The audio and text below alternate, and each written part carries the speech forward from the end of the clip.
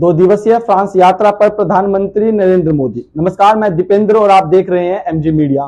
प्रधानमंत्री नरेंद्र मोदी अपनी 2 दिवसीय फ्रांस यात्रा के लिए रवाना हो चुके हैं। इससे ठीक पहले पीएम मोदी ने फ्रांस के एक बड़े अखबार को इंटरव्यू दिया है।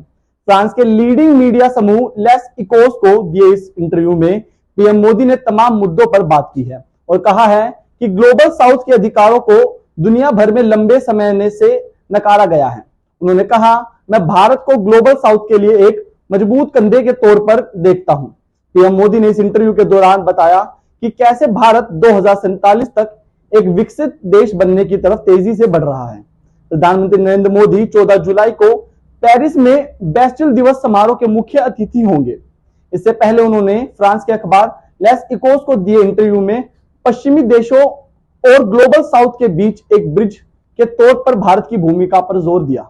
पीएम मोदी ने कहा, ग्लोबल साउथ के अधिकारों को लंबे समय से नकारा गया है। यही वजह है कि इन देशों में इसका दर्द नजर आता है। इसके बाद भारत का जिक्र करते हुए पीएम मोदी ने कहा कि भारत अब दुनिया में सबसे ज्यादा आबादी वाला देश है। ऐसे में उसे फिर से अपनी सही जगह पाने की जरूरत है। फ्रांस के मीडिया को दिए इस इंटरव्यू में पीएम मोदी ने भारत की संयुक्त राष्ट्र सुरक्षा परिषद में स्थायी सदस्यता की वकालत भी की। पीएम मोदी ने कहा, संयुक्त राष्ट्र सुरक्षा परिषद दुनिया की बात करने का दावा कैसे कर सकता है जब दुनिया का सबसे ज्यादा आबादी वाला देश ही इसकी स्थायी सदस्यता नहीं है। प्रधानमंत्री ने भारत की अर्थव्यवस्था को लेकर कहा, 2014 के बाद से भारत को हमारी स्वतंत्रता की 100वीं वर्षगांठ 2047 तक एक विकसित अर्थव्यवस्था में बदलने के मकसद से आर्थिक सुधारों की शुरुआत की।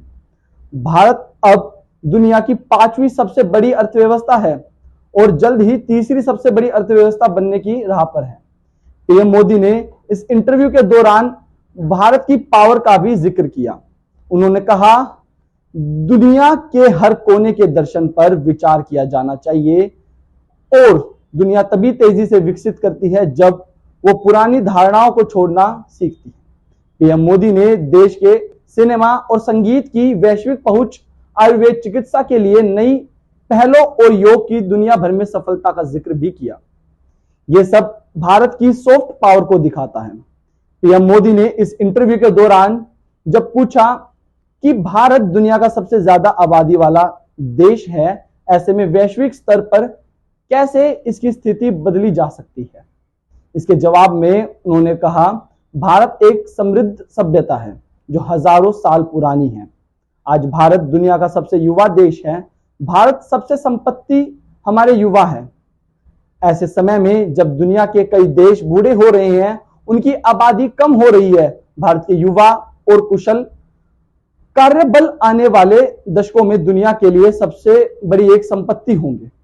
इंटरव्यू के दौरान पीएम मोदी से भारत और अमेरिका के मजबूत होते हुए रिश्तों पर भी सवाल किया गया था, जिसके जवाब में उन्होंने कहा, यह सच है कि काफी लंबे समय से भारत अमेरिका के रिश्ते सकारात्मक रूप से बढ़ रहे हैं, लेकिन पिछले 9 सालों में इसमें तेजी आई है और नए स्तर पर पहुंच गया है। दोनों देशों से इसके लिए पूरा सहयोग मिल रहा है, चाहे वो सरकार हो या संसद हो, उद्योग हो, शिक्षा जगत हो या फिर दोनों देशों के लोग, सभी रिश्तों को एक ऊंचे स्तर पर ले जाने के लिए उत्सुक हैं।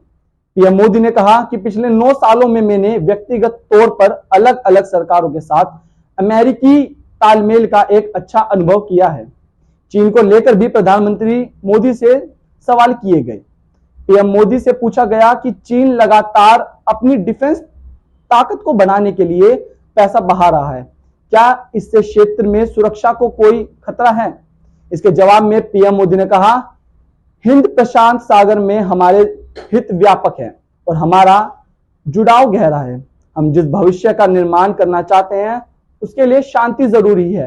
भारत हमेशा बातचीत और कूटनीति तरीके से मतभेदों के शांतिपूर्ण समाधान ढूंढता है और सभी देशों की संप्रभुता, अंतर्राष्ट्रीय कानून और नियम आधारित अंतर्राष्ट्रीय व्यवस्था का सम्मान करता है। हमारा लक्ष्य क्षेत्र में और स्थिरता को आगे बढ़ाना है। भारत और फ्रांस के रिश्तों पर बात करते हुए प्रधानमंत्री नरेंद्र मोदी ने कहा कि दोनों देशों की रणनीति साझा इंडो पैसिफिक क्षेत्र को प्रभावित करने वाली है।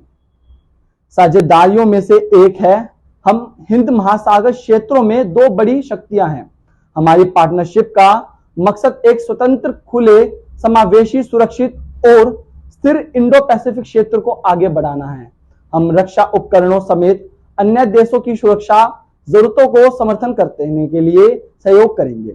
इसके आर्थिक कनेक्टिविटी, मानव विकास और स्टेबिलिटी की पूरी सीरीज शामिल है। ये बाकी देशों को भी शांति की साझा कोशिश के लिए आकर्षित करेगा। भारत और फ्रांस की साझेदारी के साथ यूरोपीय संघ भी शामिल होगा, जिसकी अपनी इंडो पैसिफिक रणनीति है। ऐसी और तमाम खबरों के लिए देखते रहें एमजी मीडिया।